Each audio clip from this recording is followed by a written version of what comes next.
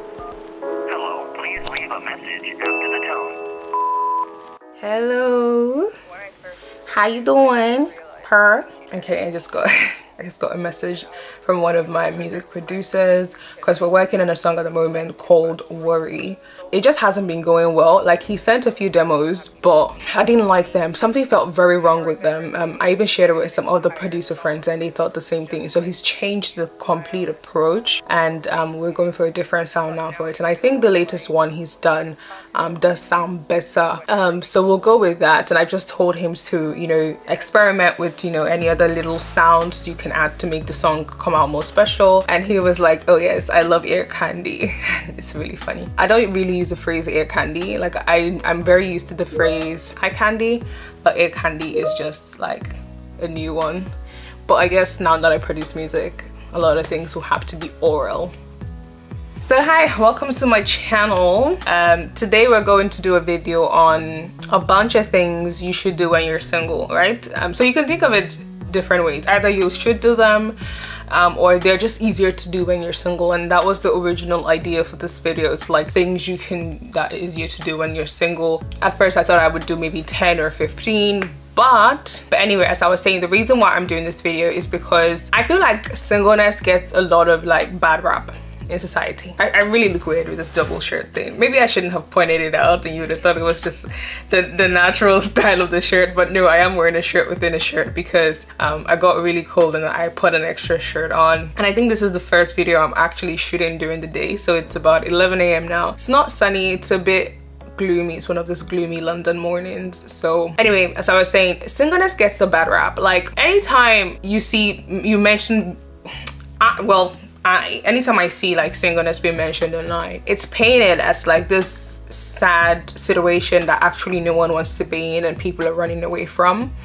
right? So if we look at even the church environment, anytime they want to talk about singlehood, it always has this negative tone to it, like, oh, what to do while you're waiting, or oh, why God might be calling you to this for the meantime, or how can you be single and still happy? How can you, like, it just seems weird. And I think for someone who for most of her life was actively single, when I mean actively, like I actually wanted to be single and I didn't want to date, and I still really enjoy being single, and there's actually quite a lot of people who are consciously single like I am. For people like me, it always feels weird when a lifestyle you've chosen is one where anytime you see articles written about it online, it's portrayed as like this yucky thing that no one wants.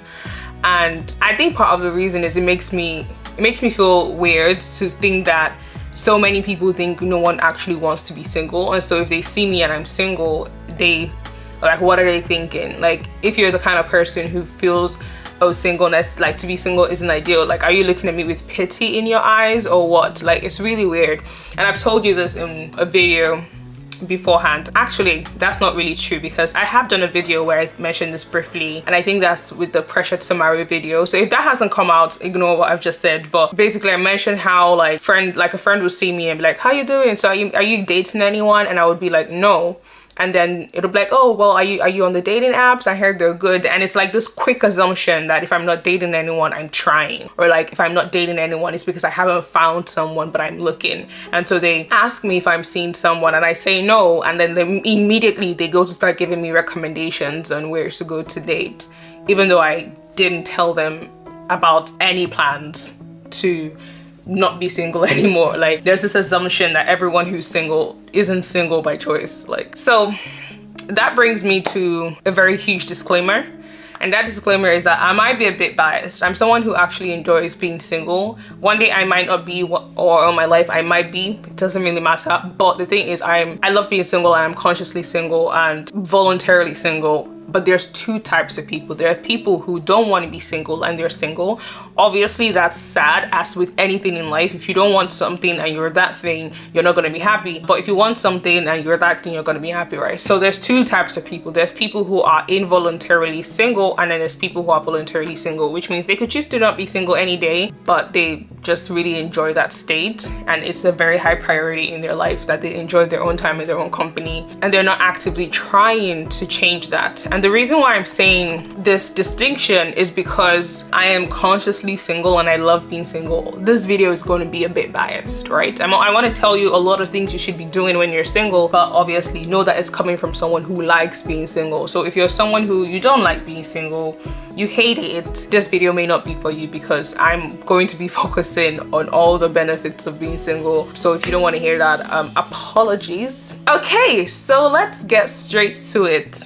So number one thing to do when you're single is go to a place you've always wanted to go but you've never been. I feel like a lot of times people who want to be in relationships can get consumed by that desire to the point where they don't even pay attention to their other dreams, goals, wants, etc. in life, right? Obviously, you can travel when you're in a relationship, but if you're single and you're not in one, who's stopping you? Like, just go. There are people who I've met and like, okay, they're single, but then they have huge travel bucket lists. And I'm like, what are you waiting for? And I understand that there's people who only like to travel with other people or with someone else. But please, if you're single, this is an amazing opportunity. You can literally just book a ticket and go to a city you haven't visited before and you've always wanted to visit. And you don't have to consider anybody in that plan, right? I mean, obviously, if you have other dependents, etc., then that's not really true. But let's just say you're the typical single person, right? And you don't really have any dependents, you're just living your life, waking up, going to bed every day, and you have a travel bucket list. What are you waiting for? Go to somewhere you've never been, but you've always wanted to go to. So for example, I have some travel. I've never really been into travel, number one, but recently I've been getting some, itching to go to certain places. So places like Berlin, I want to visit Berlin for a while. Manila, Philippines, I want to go. South America, I want to see. California, and some places in the US. There is something I'm waiting for before I will start traveling to these places. There's two things I want to get in place, but I'm very keen to do that. And I know I'm also cognizant that if I were in a relationship, that will be slightly harder, because like I might not be able to just stand up and just like buy a 3-month a return ticket to Berlin where I'm going to be there for like 3 months or 6 months. Do you understand? Not because like the partner wouldn't let you. That's not the point. The point is, if you're in a relationship, you have to consider someone else, right? You can't just stand up and be like, okay, I'm going to spend the next 8 months, 8 years, whatever, of my life in Australia and like just leave your partner behind. So if you're single, I don't care if it's voluntarily and you like it or it's involuntarily and you don't like it. Point is, make use of this opportunity to fly to somewhere else that you've always wanted to go but you've never been. Just do it, and do it solo, and challenge yourself. In fact, go to somewhere where the language barrier is there. Like there's a different language. If you speak English, go to a francophone African country, right? If you speak French, go to an English speaking country, that kind of thing. So my battery died again, and it's really annoying. It's actually really annoying, but I ordered some extra ones and they are arriving today, so it'll be easier to record. Anyway, point one was go to a place you've always wanted to go, but you just haven't had the chance to, or you've never been.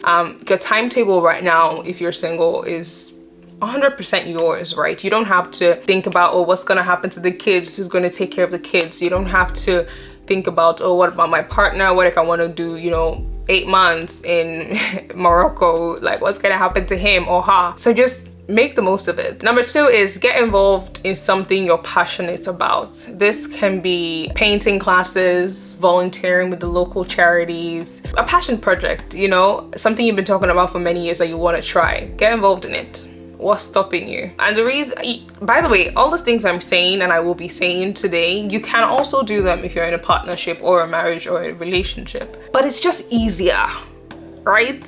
It's just easier when you don't have to consider someone else. Because when you actually, or if you actually pair up with someone, you would have to consider them, and you should. That's what healthy relationships are made of. But while you're on your own, why not just like max the fuck out of that freedom? Because I feel like a lot of people aren't doing that. And by the way, a lot of people, includes myself, there are a lot of things as well that I would like to do, I would love to try doing, but it's very easy to get lazy, to get stuck in a rut, to wake up and feel like, oh, I don't have anything to do today, and then stay in bed till 12. I mean, it's Friday and it's 11 a.m. and I'm still in my pajamas. Like, I'm still in my pajamas. You can't see it, but basically when we're single, we have less we have less of a, I feel like a lot of times people get into relationships or marriages and then they can't do stuff, and people ask them and we're like, and they'll be like, oh, the husband, the wife, the children, the parents, the family, etc. And that's fair. To be honest, were you really doing those things when you were single? Were you doing those things when you were single, or did you just always want to do it but never got around to, and now it's convenient for you to use other people as an excuse to why you never got to it or why you don't do it? So that's one thing you have to think about. Number 3, hone your social skills, right? This can be with friends or this can be alone. So for example, if you want to go and try out a new activity, go on your own. Use the opportunity to meet people, to talk to people, because sometimes you get to an event, you get to an activity, and it will be really awkward standing alone. Nothing wrong with standing alone, but it will be awkward standing alone. So you'll be pushed to go and speak to someone or find someone else who's alone and speak to them. So this is something I did when I was in university.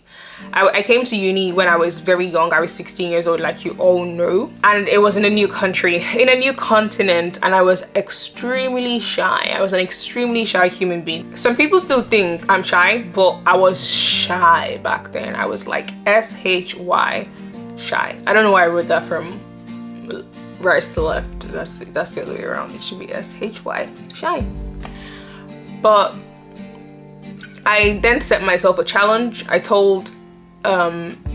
set myself a social challenge of meeting 5 new people every week, right?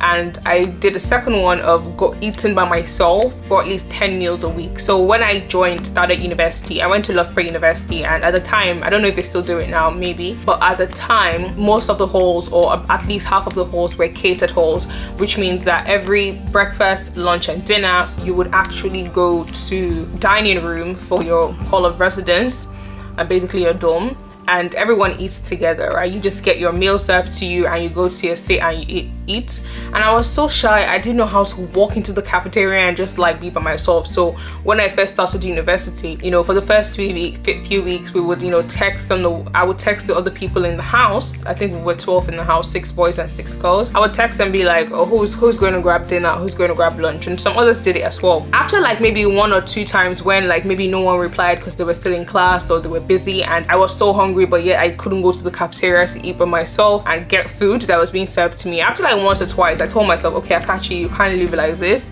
You need to learn how to go and eat by yourself. And so I set a stretch goal at the time, which was fine. We get breakfast, lunch, and dinner Monday to Friday, which is 15 meals. Akachi, make sure you eat at least 10 meals on your own. Walk into that cafeteria, get your food served, go and sit down on one of the benches because it's a long hall, eat your food. And I started doing that, and to be honest, it was something I wanted to try for the first term alone, but by the end of the term, I was no longer asking anyone in my flat if they wanted to come eat. Like, I didn't care anymore. I found it felt like nothing. Something I was so scared of at the start, it felt like nothing, and I ate most of my meals on my own going forward. It's really funny because towards the end of the year, I was one day eating by myself, and then this guy who is a friend of the house, which means a friend of a lot of people living in my house, he came to sit with me. He was like, hi, how you doing? And then he starts to eat, and he said, oh, because I saw you eating and I didn't want you to eat alone. And so it's really funny because even though I had completely overcome the fear of eating alone, a lot of people still had that fear, to the point where when they saw someone eating alone, they even projected and thought the person didn't enjoy eating alone. Because why would you come and say, oh, I didn't want you to eat alone, as if it's a bad thing or as if I feel bad about eating alone? But that's how I saw it anyway, because if you understood like how cool I was with it and how I even loved it and preferred it at that point, you wouldn't think you wouldn't feel like, oh, let me go keep her company so she doesn't feel lonely. And so now it's really funny when I see articles online telling grown adults to not be scared, go into a restaurant, eat alone, or go watch a movie, go to the cinema alone. And for me, it's ridiculous because it's kind of like, really, you don't do that? Like, people actually don't know how to go and eat alone in a restaurant or go to a cinema. It's really funny, but not in a funny way. Like, it's really sad. I even saw, I don't know if it's a video or an Instagram post where someone was like, challenge yourself, go to the cinema alone. And there were people freaking out in the comments being like, I could never do that. I'm like, are you serious? Like, I used to go to the cinema alone all the time when I was doing my masters, because there was a cinema house. It was called, I can't remember what it was called. It was called like Stratford Picture House or something. And they used to do like discounted movies of blockbuster movies. And so I would just go there by myself, get a ticket, go and sit down and eat and eat popcorn and watch the movie. By myself, like I think I only invited someone like once. Hone your social skills. Put yourself out there. Like go and eat alone. If anyone speaks to you, fine. Go to a cinema on your own. If you invite someone, fine, but hone your social skills alone. That is, put yourself in foreign environments alone, and then also hone your social skills with other people. You can also go to those things with other people and eat together with friends and see movies with friends and still just hone your social skills and be very comfortable in putting yourself out there. And one thing I mentioned earlier in this video is that when I was in my first year, I also gave myself a target of meeting 5 new people in the university every week because I knew I was shy, so I wanted to do that. And how I did that was that I started putting myself out there. Like I would go to different sports clubs, different events, different parties, wine and cheese tasting, movie nights, society events, and oftentimes I would go by myself and I would try to at least get the name of one person. So I would talk to different people, and sometimes I would just meet someone and say, what's your name? And I would get their first name and their last name, and I would go home and write it on the board. Like if you had walked into my room in my first year, you would have thought I was a serial killer because I just had a wall filled with names, and I didn't stop till the end of the year. Every week I would go to a lot of events and make sure I met people and I took their name, and that name for me was proof that I had put myself out there, you know, and I'd honed my social skills by talking to people I didn't know before and walking up to them and starting a conversation. It was good. It was really good. So think about, how are your social skills as a single person? Like, by the way, if you're in a relationship, this matters as well, but if you're single, take this as a side project, you know, and think, how can I put myself out there more often with others and by myself, and how can I hone my social skills in the process? Number 4, do something scary. Trapeze, kayaking, bungee jumping. What's the name of that thing where people jump out of the plane? I can't remember. Please remind me in the comments. You know when people just like jump out of the plane, that kind of stuff, scuba diving, etc. Things that put you out of your comfort zone, things that scare you, get that adrenaline going. Do them. Do as many scary things as you can. And like I said, a lot of things in this list also apply if you're dating someone, but I'm focusing on people who are single because a lot of these things are actually easier to do when you're single. It's not as if you can't do them if you're no longer single. It's just that they are easier to do because you are now accountable to yourself and your time belongs to you and your considerations are of yours alone, and you just have a lot more freedom. So that is it. Okay, so I might even title this video things that are easier to do when you're single, right? But whatever title you see, just know that's what I'm trying to say. Take a break from looking is number 5. When I mean take a break from looking, some people are always dating. They're never really fully single. They're always single and searching, single and looking. Take a break from dating. Tell yourself, for the next 6 months or for the next 3 months or for the next 1 year, like,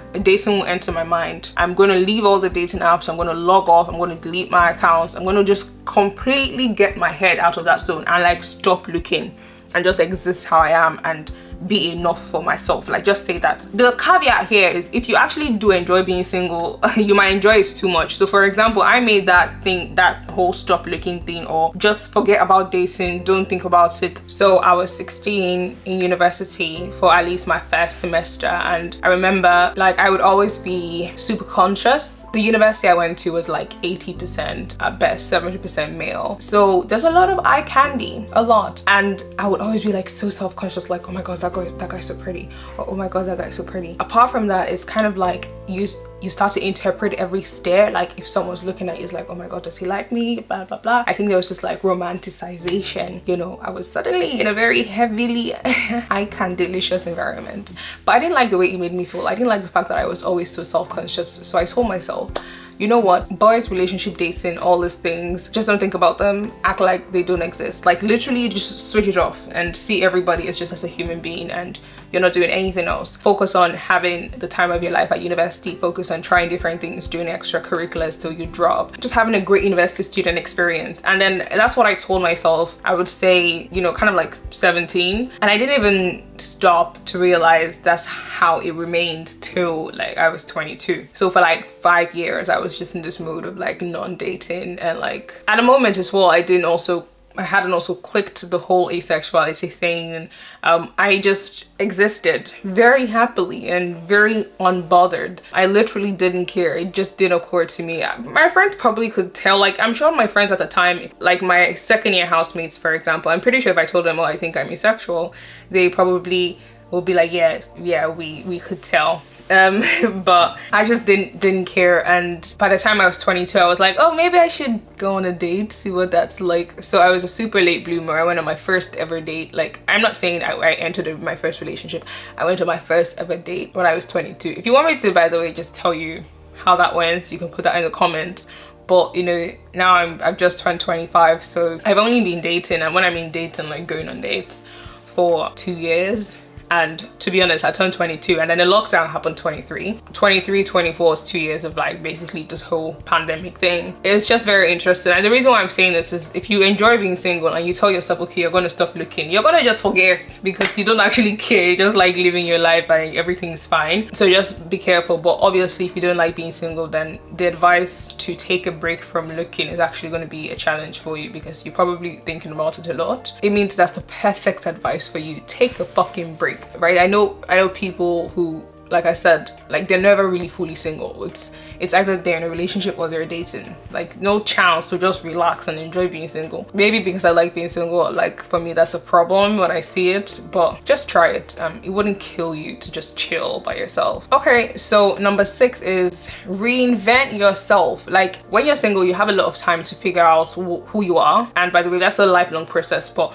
at least you have more of a license to be wild and quite extreme with checking out what you want and what you like, etc. And if you don't even like where you are or who you are, then you can change it. It's the perfect time to do so. So I mean, who I am mentally, physically, spiritually, just behaviorally now, it's very different from who I was at 18 and at 22.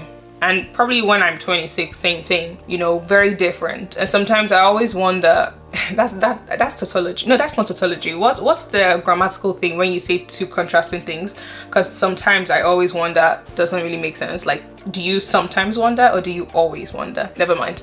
What I'm trying to say is sometimes I usually think. Is this sometimes you think or usually you think? Sometimes I think about how I've developed and I wonder how, if I had a partner, he would have dealt with the changes. It wasn't ever anything negative, but it was different. Like, I have changed. And sometimes I don't even feel it. It's people who have known me for years that have been like, oh, wow, you've changed. Now, there's some parts of me, a lot of me are fundamentally the same. But just a lot of things I'm checking out, I'm doing, I'm trying, make me appear quite different to some people who know me. I honestly think it's good to do a lot of that exploration when you're by yourself. Not because it's going to end, but at least if you then choose to enter into a relationship, the person who's entering the relationship with you kind of knows what to expect, or they've kind of seen a lot of changes. They've seen the pattern, or they see the kind of things you're doing, etc. So they're more cool with it, if you understand me. I'm trying to find the best example here, but there's people who literally completely change religions in the early 20s, or in their late teens they break out of their family's religion, or they start doing something drastically physically different, like, and maybe I'll talk about this later, but you know, there's people who want to suddenly shave their head and get like 10 tattoos and like, etc. These are changes that, to be honest, fine, do what you want. I think it's always better when you're doing these changes before you've started dating, because then when you start dating, if you want to start dating, the person who you then choose to be a life partner kind of knows what they're walking into, right? But I don't know if this is actually a great idea, because not great idea, but I don't know if it's so useful, because I've heard about people saying things like when you get married to someone, sometimes you see them change into 7-8 different people. Okay, so I'm gonna say this once and then I won't say it again in this video. Everything I put on this list also applies if you're in a relationship or if you're like married or whatever, but they are just easier to do when you're single. The reason why I keep saying that is actually because I'm a bit afraid. Having been on the internet a lot over the past 2 years, TikTok, everything, people have this inclination to just scratch what you're saying. So if I say, oh, these things are wonderful to do when you're single, there will be someone in the comments being like, yeah, but you can do them when you're married too. As if saying that something's easier to do when you're single means that you can't do it when you're married. It's not the same thing, and I feel like I keep putting that disclaimer in because I'm scared like my words will be taken out of context and it will be as if I'm like saying your life ends when you enter a relationship, and that's not the case. But I can't keep doing that, because if I keep doing that, I'm gonna have to be putting disclaimers every 5 seconds. Just so basically I'm gonna have to be putting disclaimers every second out of fear that people are going to take my words out of context and like attach their own meanings to it. But you know what, I could put 100 disclaimers and people would still do that, and not only would that happen, but it would take away from the substance of what I'm talking about, because I'll just keep, you know, caveating and caveating and caveating. So I'm never going to say that again. Everything I'm going to mention in this video are things that I believe are easier to do when you're single. However, I'm not saying that you can't do them when you're married, or like marriage is like, or relationships are not nice or anything. I think that's one thing I'm gonna have to learn about me doing YouTube. Just say what you're gonna say, and if people interpret it the wrong way, that's on them. But yeah, let's keep going. So yes, you can always reinvent yourself at any time in your life, but I would say you can do that a lot more drastically when you don't have to consider how it affects someone else, period. Number 7, enjoy every single moment of it. Yes, pun intended. Being single often doesn't last forever. Like, even if you wanted to, like, you often won't last forever. You'll find someone and you fall in love with them and they'll fall in love with you, and then that's it, right? And that's beautiful as well. But if, let's say, someone came to tell you that, oh, you actually end up in a wonderful loving relationship in the future, would you spend the time you have now when you're single just being sad or thinking, oh, there's something you want but you don't have? Or will you just enjoy the fuck out of it, right? Instead of worrying when the next time you will be, you know, you'll be in a relationship, or worrying about like, oh, who's the one, like, oh my god, who's your soulmates, just enjoy every second of being single. Like, there's this thing people say, like, when you're in a relationship you look at single people and they look happier, whereas when you're single you look at people in a relationship and they seem happier. Now, I don't know if that's true. Just enjoy every single moment of being single. Like, look, it's all about perspective. I think it's great, but obviously if you don't think it's great, there's nothing I can tell you to make you think it's great. Enjoy every single moment of it, okay? Go to things. That's number 7. Go to things. Museums, concerts, stargazing, trips, guided tours. There's a lot of things around you that you can go to and create the schedules to just do them. Like, 2 of my most memorable museum trips are actually trips that happened solo on my own. Like, I think the first one, Fitzwilliam's Museum in Cambridge, UK. I love it so much, and I just wandered in there by mistake. Like, I didn't even know there was a museum there. I was on the stairs eating a McDonald's because it was the summer student job I was doing, like giving a semi-guided tour to some exchange students who were at Loughborough. So we took them to Cambridge for the day and we just dropped them off, and then I was eating the burger on the stairs of a building, and then after eating the burger I looked and it was a museum, and I didn't even know there was a museum in Cambridge. So I walked in. Turns out to be the Fitzwilliam Museum, and it's amazing. It's so beautiful.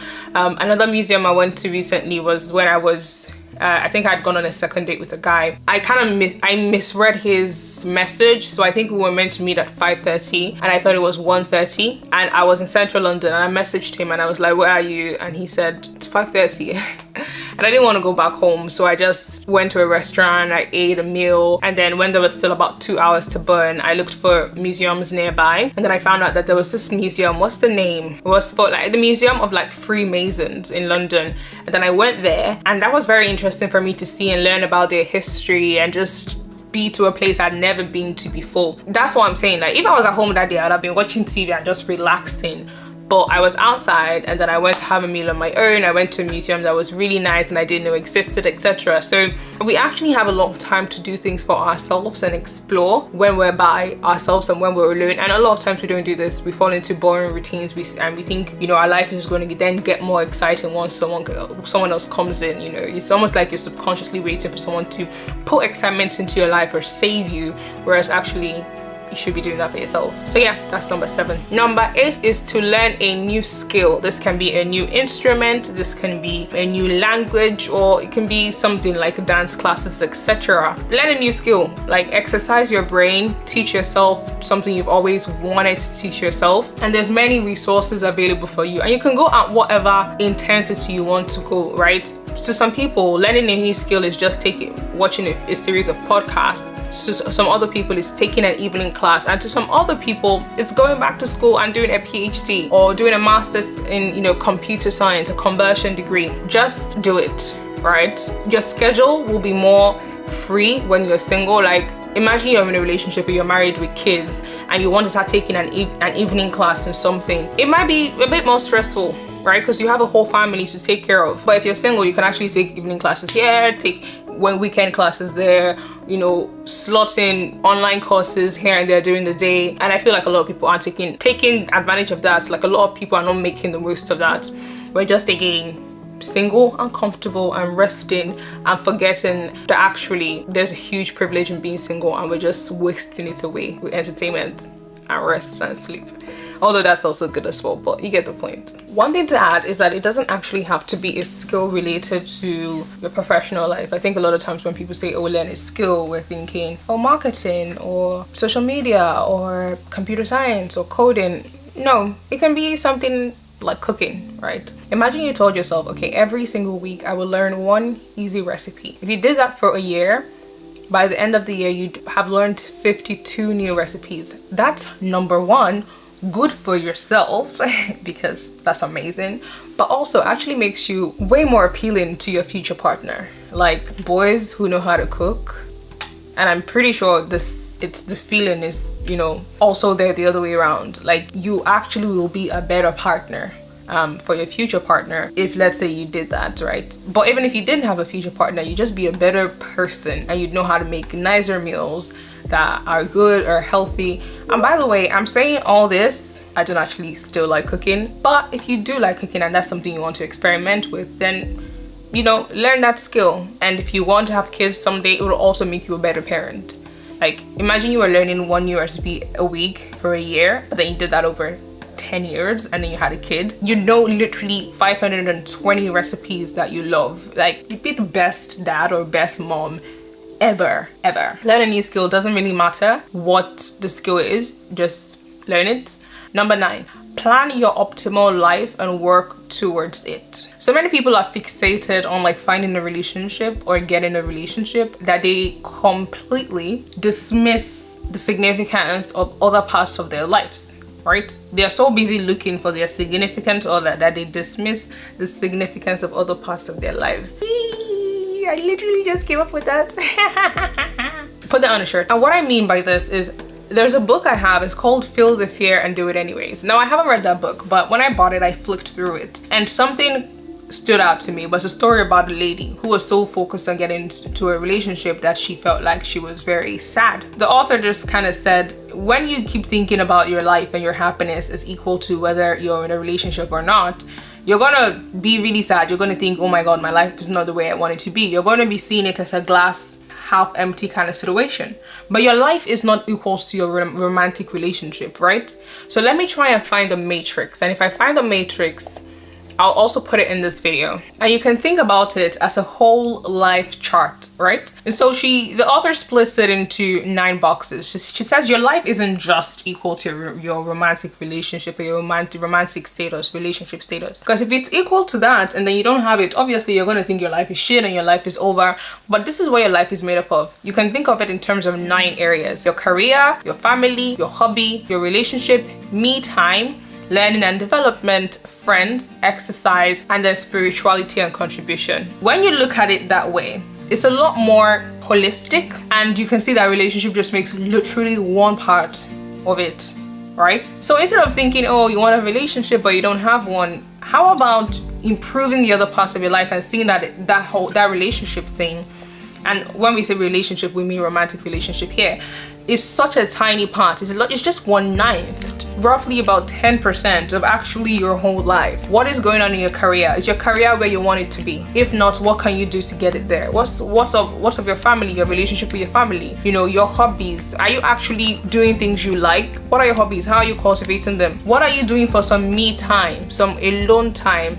What are you doing for learning and development? How are you learning new skills? How are you cultivating your friendships, old and new? What's your exercise regime like? And what do you do in the space of spirituality or contribution, etc.? Are you in any communities? Are you helping out? Are you volunteering? Your relationship with God, what's that like, etc.? So I actually love this because once I saw this, I could never unsee it. And now even when I want to plan my life, like plan my year, plan my decade, I've even done a 15-year exercise before where I said, okay, for the next 15 years, every year, what do I want my career to look like? Where do I want to be?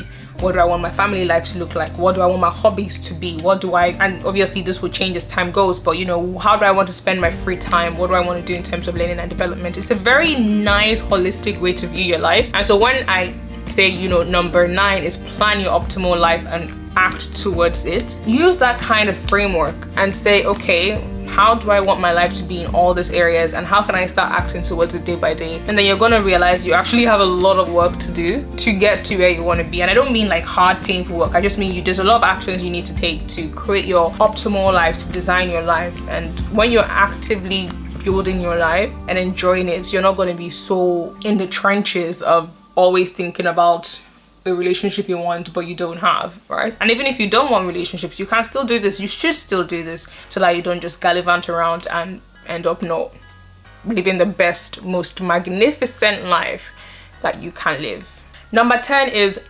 set stretch goals.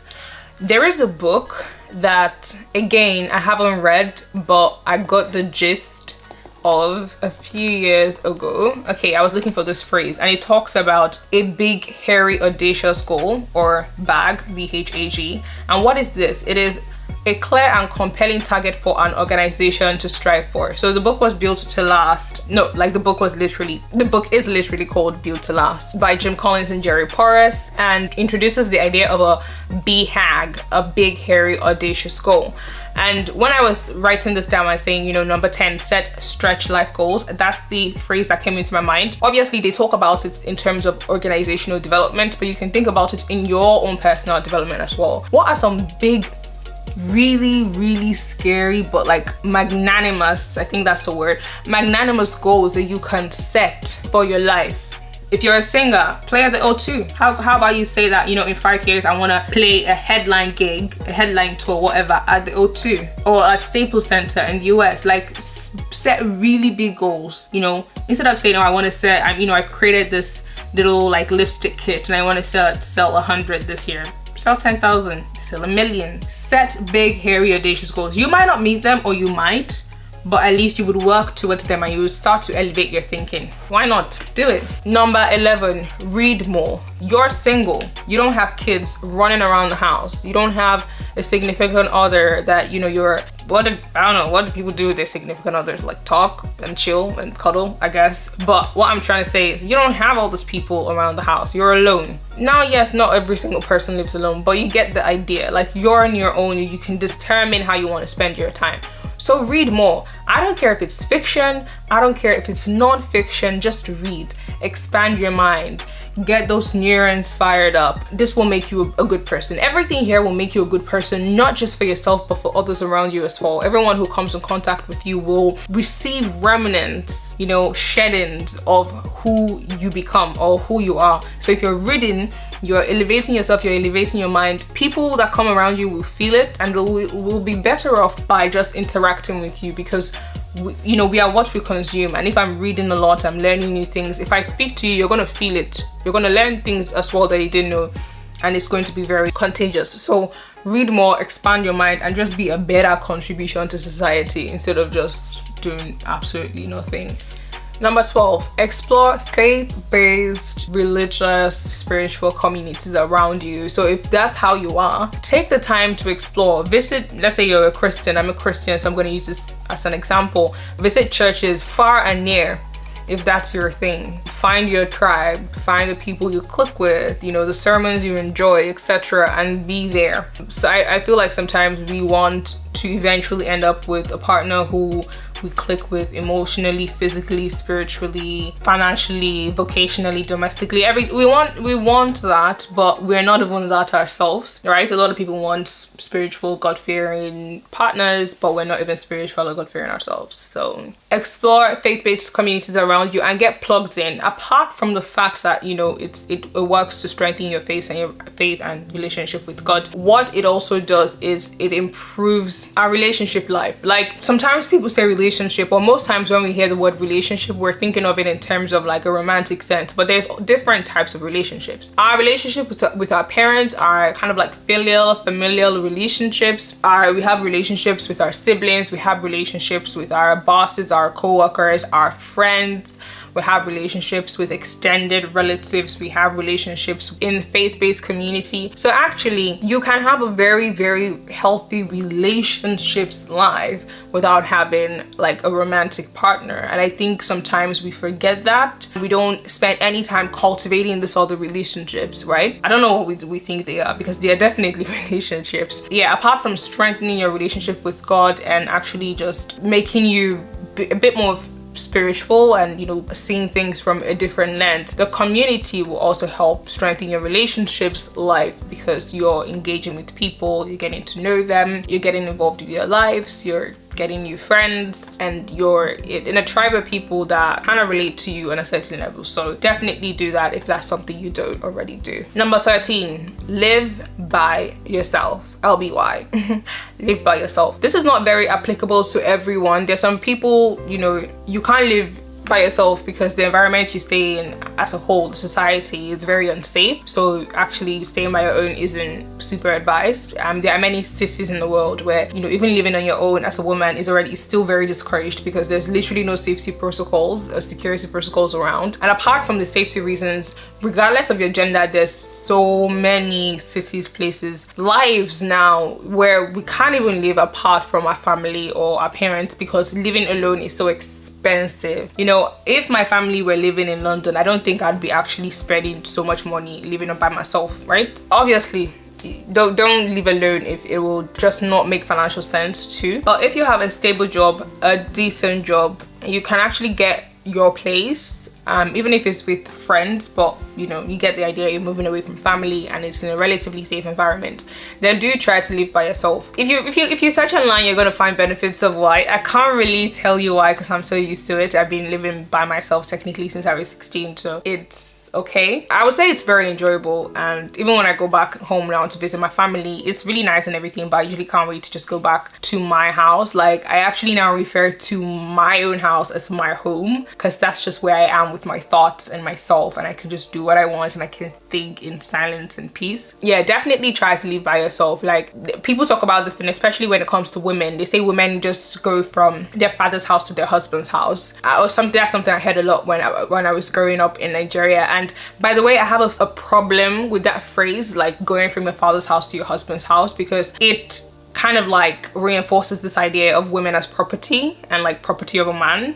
So like, oh, father's house to husband's house, like no agency whatsoever. So even if you say it and that's not what you mean, I would challenge you to actually start saying, you know, a lot of women just go from their parents' home to their matrimonial home, which is basically what's happening. You're just basically living as a kid under your parents, and even when you're an adult, you're still living with your parents, and then suddenly you get married and then you move into your matrimonial home with your husband, and there's no break in between it where you just get to live by yourself. If you can, it will enable you just be more comfortable doing your own shit, calling your own shots, and the day-to-day parts of living, cooking your meals, changing the light bulbs, doing grocery shopping, cleaning your house, little things like that, paying your bills, paying rent. But yeah, live by yourself when you can. Number 14, treat yourself. Put this on a scheduled basis. Like, make rituals out of treating yourself. You know, for me, we have little things like regular deep tissue massages, floating sessions. I've actually only done just one, but I plan to do a lot more starting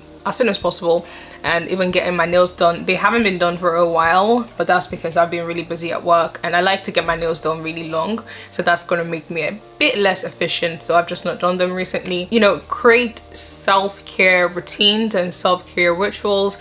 Treat yourself, do spa days. You don't need to wait for anyone to do those for you. Like, just enjoy yourself. I think for the last Valentine's Day, I actually booked myself a deep tissue massage in the evening, and it wasn't even planned. So basically the clinic was doing a sale, and they put this on, I think it was November, December, for a very discounted price for a deep tissue massage, and then I booked, but then the only available dates were like in the week of Valentine's this year. So there was nothing available December or January. There were a few slots in the second week of February, so I just said, you know what, I'll just kill two birds with one stone, and I booked a deep tissue massage for Valentine's Day. Funnily enough, when the the day approached, or the day was approaching, I totally forgot that I had booked that, and then I got a reminder on the 13th, and so on the 14th in the evening I just want to get a massage. So like literally take care of yourself. You don't need to wait for someone to treat you to something. Treat yourself, and treat yourself regularly. You need to be showering love and enjoyment on top yourself, so that number one, because it's good, period,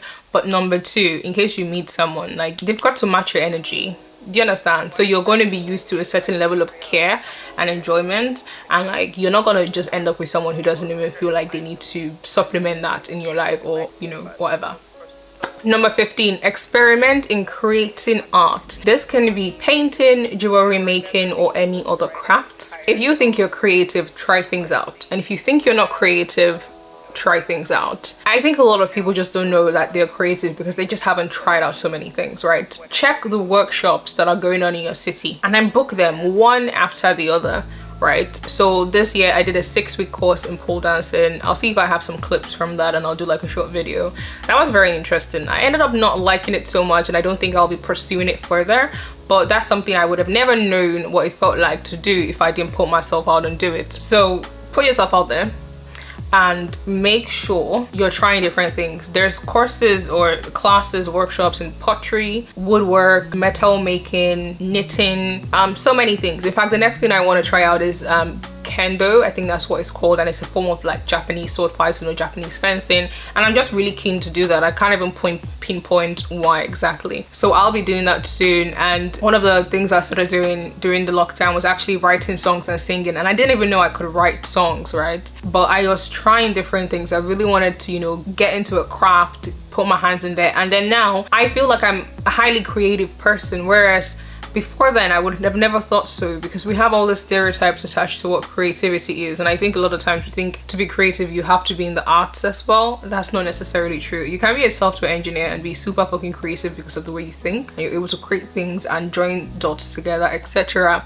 So definitely just try experimenting with creating art. Go online, there's many sites. So if you're in the UK, you can check eventbrite.com, or you can check feverup.com. For other countries, check sites like that basically aggregate what's going on in the city, and then try things you haven't tried before, because you can come across a form of art you never even knew existed, and then you start to learn it and you enjoy learning it, and not only do you enjoy learning it, but you're so good at it. And when you get to that point, you can then choose, oh, do I want to just keep this as a hobby and enjoy this for the sake of enjoying it, or do I even want to monetize this and, you know, make it into a thing for me? So yeah, experiment with creating art. Number 16, accomplish a fitness goal. So another thing you can do when you're single is literally think about fun fitness goals you can accomplish, and then start to do them as like personal challenges. Now, I don't mean lose weight. A lot of times we say things like fitness goals, and the image people have in their mind is like losing a few pounds or a few stone. No, it doesn't have to be that. It can easily be, oh, I'm gonna run a 5k this summer, or I'm gonna run a 10k this summer, or I'm gonna, you know, do a 5k this year, do a 10k run this next year, and then do a marathon or a half marathon the year after, etc. So it doesn't have to be weight related. It can actually just be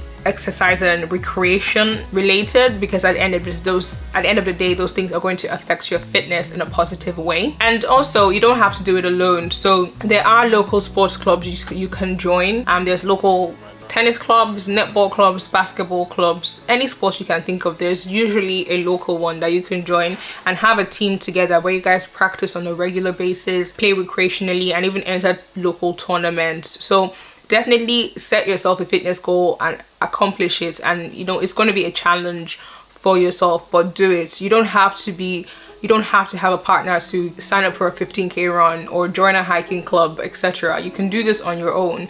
And if you already, you know, have this interest but you're not working on them, then who do you have to blame? Sorry. So yeah, do it.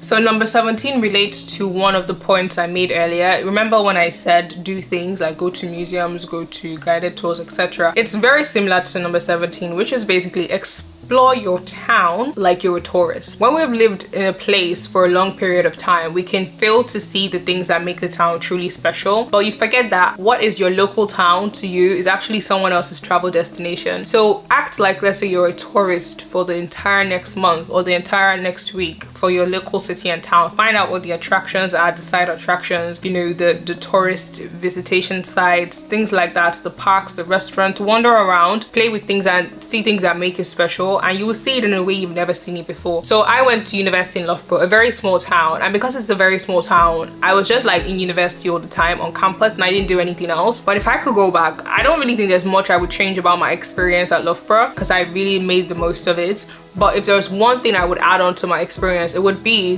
this thing I just told you, which is exploring the town like I'm a tourist. Because definitely there are tourist attractions and sites there, no matter how tiny, that I probably would have found really cool if I checked them out, but I didn't, because I got so used to the place. And once you get used to a place, the place feels boring, like there's nothing special. But just stop thinking like yourself for a bit, act like you're a tourist and be like, oh, okay, what do I do?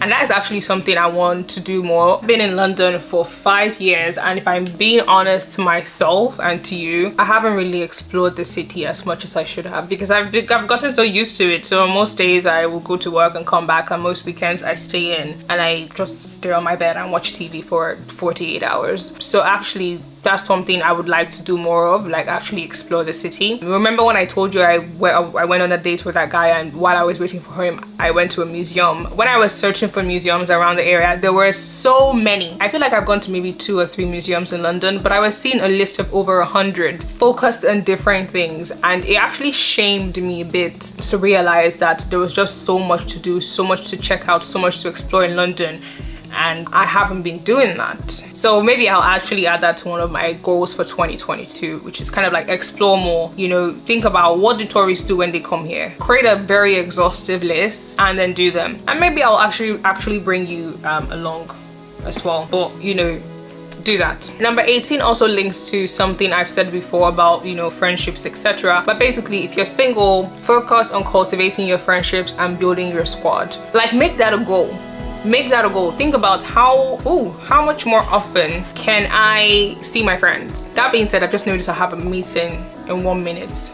As I was saying, cultivate your friendships. Okay, so if currently you see your friends maybe once a month or once every 2 weeks, ask, is there any way I can see them more? Or even if it's not about seeing them, how can I be there for them more? How can I help them more? What are activities we can do to bond together more, to get closer? And build your squad. There's an idea I'm playing with. It's called the Ride or Die Squad, ROD. It's something I thought of on my own. So basically there's this series on Amazon Prime. I think it's called The Bold Type. I'm not very sure, but I think it's called The Bold Type. It's set in New York, and there's like 3 friends. I think there are 3 friends working in a magazine, and they're all in their 20s. And I remember one time one of the girls got something stuck in her vagina, and she like they were like, oh my god, panic, I need to get this out. And so one of the other friends had to like basically put their hand in and get it out. And that's what inspired my idea of like a ride or die squad. Like, let's say you're like a 20-something-year-old lady, or even younger or older. Think like, how many friends do I have that if I had something stuck in my vagina, I'd be very comfortable with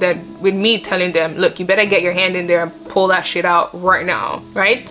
I think I know it's funny, but just think about it. Like, out of all the people you call your friends, how many of them will you be comfortable with just telling them, look, you need to, here's my pussy or coochie or whatever you want to call it, my vagina, my honey pot. There's like, I don't know, a golf ball stuck in there. Can you please get it out? And I think the answer to that question will show you like the closest friends you have, the friends you're most comfortable with. And I think you need to then think, how do I cultivate these friendships? How do we spend more time together? How do we get closer? How do we grow the relationship, you know, that I have with this friend? And not only that, is there any other friend who, okay, right now we're acquaintances, but ideally I want to ship them more into this ride or die squad because I really like them and I think they really vibe with me. We just haven't had much time to spend with each other. So I mean, if you're a guy, then obviously do a different version of this. It doesn't have to be, you know, who can put their hand in your coochie, because you don't have a coochie.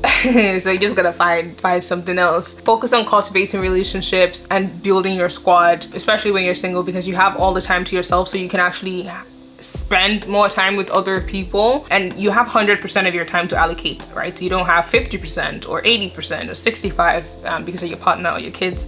So just, you know, cultivate friendships, because those are relationships too.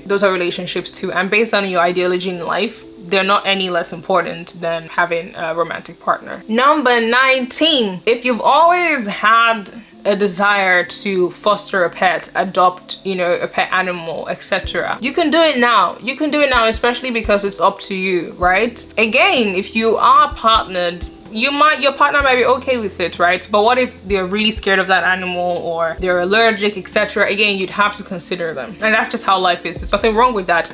But now that you're single, why not just get that dream pet you've always wanted to get? And you don't need to adopt one outright. You can foster a pet, like I've heard, and understand the responsibilities of taking care of a pet, get used to them, etc. before you actually go and like outright buy one. So that is another idea of something you should probably do when you're single if you want to do that and for some reason you haven't done it yet. It's definitely a good idea. I don't know if that really fits into something being easier to do when you're single, because I don't have a pet, but if I had a pet, I'd probably appreciate the help from someone else. But it's definitely something you should try while at least you're still on your own. And you can actually own like the really unique pets you want. There's people who want lizards, they want snakes, they want really, unconventional pets. What better time to have those than when you're single and you don't have to worry about if it freaks the fuck out of someone else, So get on that if that's something on your to-do list.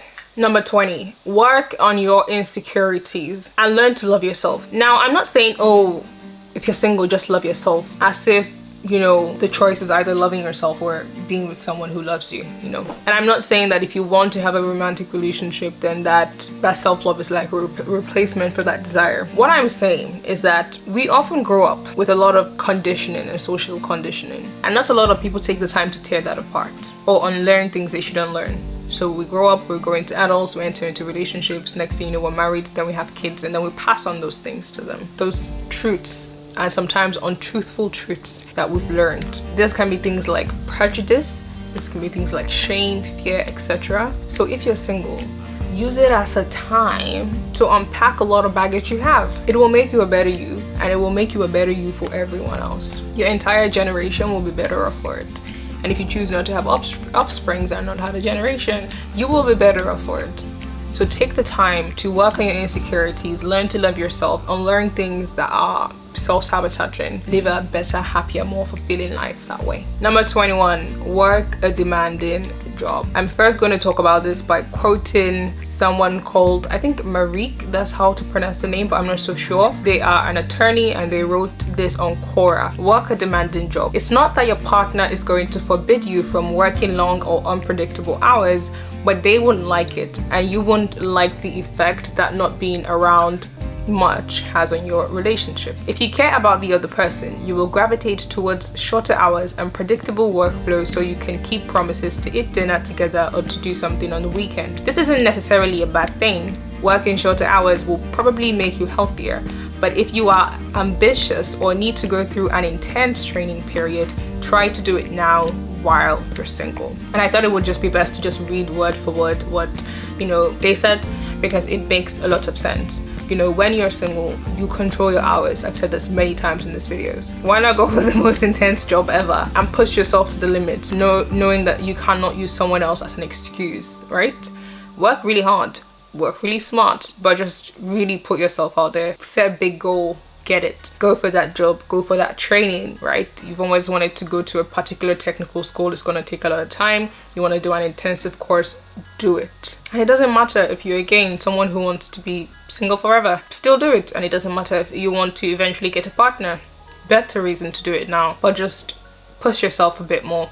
I'm not trying to promote like unhealthy work practices. If you understand, you understand. Number 22, experiment with your looks. This is somewhat related to one of my earlier points, but when you're single, a lot of times the only person you have to consider when making a personal choice is you. You can shave your head and dye it green. You can get 5 piercings. You can do anything you want. Not that you wouldn't be able to do it if you were partnered up, but at least one less person to consider, right? And you can just do it and know that you don't have to make sure someone else isn't put off by what you're doing. And also, if it's a style you're thinking you want to stick to long term, it's even better, because if you eventually want to get into a relationship, then the person is coming in knowing what to expect and knowing that, okay, this is how she is, this is how he is, and I like that, I want that, so experiment with your looks. You don't need permission. You never need permission, but sometimes you need consideration, much less when you're single. So do it. braid your hair, shave it, dye it. And yeah, number 23, start a side business if you want to. If you've ever wanted to start a business, do it now. You have the time and the bandwidth. I'm gonna caveat again and say that everything I'm saying you should do now, you can also do in relationships and when married, and sometimes you can do it better then. But it is more of my opinion that you cannot tell me that things are easier to do when you have less time to do them and less energy to do them than when you have more time and more energy to do them. Yes, people can talk about the whole thing of like, you know, if you give more time to something, you'll have more time to do it. If you give less time, you'll still get it done, but in less time. I can't remember what that thing is called. But honestly, you have a lot of time. You don't have any responsibilities. You don't have partners. You don't have kids, maybe. And I realized that in this video, I've maybe made the mistake a few times of equating singlehood to not having kids, because you can be single and have kids. So apologies for that. Start that business you've always wanted to start. Go as fast or as slow as you want, but just start. Being single gives you the chance to lean into enjoying your own company. And sometimes when people bounce from a relationship to relationship, they lose sight of who they are. They lose sight of what they truly desire, and things get a bit murky. It's hard to focus on other things. So if you are single, enjoy being single. Figure out what you want from your life, figure out your visions, your goals, your missions, and then just head straight there. Work towards it. Don't look left, don't look right. If someone comes along and wants to join the ride, great. If they don't, great. Enjoy the clarity that comes with being by yourself and being in tune with who you are. Number 25, learn how to hold yourself accountable. When you're single, if you're doing things right, you will understand who you are and what you want out of life, which means it's now on you 100% to make sure it happens and to make sure that it comes to pass. So forge ahead. But know that by doing this, you're going to develop resilience, and you're going to develop self-confidence, and you're going to develop the belief that you can achieve whatever it is you want to achieve. But you know, that first comes with understanding who you are, knowing what you want, planning that out, and then grabbing the bull by the horns, or whatever the phrase is. Number 26, do more charity work. You have a lot of time in your hands, so why not help the environment, help the community, help the society? Figure out a cause that you can get involved with. It can be something that requires you to volunteer online, or it can be something that requires you to volunteer in person. I know, right? Crazy. Who still does that? Helping others will help you appreciate life more. Sometimes when we see people go through stuff, we realize, oh my God, you know, my problem isn't that huge. Like, I'm actually living a good life. People really need help. And so adding value in that way is very good for yourself, yes, but mainly for them and the people who need help. Number 27, move to a new city. So number 1 was to travel to a place that you've always wanted to be but you've never been. Number 27 is to move to a new city. Now, if this seems daunting for you or too drastic, you can break it into pieces, right? Let it not be a permanent change or even a 1-year change. Try and cut it into chunks. Maybe start with weekends and then go up to months and then do a whole year somewhere. There are cities I have in mind now that over the next few years I want to go there for 3 or 6 months, and there is at least a few cities that I want to be there for at least a year, right? So do these things when you're single, because again, you can just literally buy the ticket and travel and go. That's it. You don't really need to be worried that you're leaving anyone behind. So if you have a travel bucket list, or there's somewhere you've always wanted to live, then go and live there right now. Like, don't waste time. Go and live there right now. If you've always wanted to go to Africa and stay there for 1 year, go there. If you've always wanted to travel to Asia and wherever in Asia and stay there for 1 year, go here. I think for me, one I have that I know that I want to do for a whole year is South America, but that's less living there and traveling from country to country. And then there's places like LA, San Diego, or like San Francisco, somewhere in California. I feel like I want to actually just inhabit that place for like a year and see what it feels like to live in that climate. So definitely move to a new city and live there. For me, I've technically been in like a different country since I was 16, but I feel like I'm getting comfortable now, so I need to uproot and travel again. And finally, number 28, if you've ever considered a career change, or that you think that is something you want to do or in future what you would like to do it now. Better to try and see than not to try at all and then regret it later. Try the career change now. You know, And arguably it's not necessarily easier when you're single, but in a way it is. I think if you're all partnered up, that also helps, because if anything goes wrong, your partner can shield you. However, some people actually don't make drastic career changes because they have partners, because they have kids, because they're the ones carrying a lot of the finances, you know, of the family. And when that happens, like when you're earning a six-figure job, but actually what you want to do is something that is such a slow burn, you need to put a lot of time into it, but you're not going to sit and pay out for the next 10 years, it can be very discouraging, right? So if you know that you don't enjoy your current job, I would advise you to start soul searching as soon as possible to see what it is you feel like you want to do. I won't even say for the rest of your life, because I feel like life is getting longer and longer now. Think for the next 10, 15, 20 years, is this what I'm going to be doing? Like, are you happy with what you're doing? If you're not, figure out what you would be happier doing and start working in it right now. Start working on it right now, right this moment. So yes, those are my 28 tips, or what I think, you know, are easier to do when you're single, or what you should do when you're single, and make the most of your time. And like I said, I enjoy being single, but there are people who don't. So obviously take everything I'm saying with a grain of salt. Because, you know, I'm aware that it sounds a bit like a recruitment message. Take everything I'm saying with a grain of salt. Obviously, everyone's experience is different. There are some things I've said here that I believe are easier to do when you're single, but actually your experience might tell you that that isn't the case. And, you know, this is much better when I'm with someone. That's okay as well. Everyone's experience is different. But yeah, I think the stereotypes portraying single people as sad, lonely, insecure, unsatisfied can be really damaging, and doesn't really say the truth as to how it is such a wonderful period of your life, because it's the one time that you're in this completely free state of being, and you get to just curate your life the way you want it to be. And I think also when we face social pressure to find a partner and start a family, again, the pressures will make it harder for you to appreciate what you have. And you might start to think, oh, your life is just not good, or like there's nothing to enjoy in your life because you're not where people are telling you need to be, or you're not going after what people are telling you to go after, or there is someone that apparently is supposed to be in your life but isn't there. So it's really messed up the way singlehood is portrayed in the media. But hopefully I can change that, or hopefully I've helped and let you know there's like so much you could be doing or not doing. No one cares, and that's the point. Thanks for watching my video today. If you have any comments, please put them down below. It's always nice to hear what people think and hear about different points of views, because that's how we grow. So I'll see you next time. If you haven't subscribed, please do subscribe. And if you feel like you have a friend who this video would be, if you feel like you have a friend who will enjoy this video, please send it to them. I would really, really, really, really, really, really appreciate it. But thanks for watching. Bye.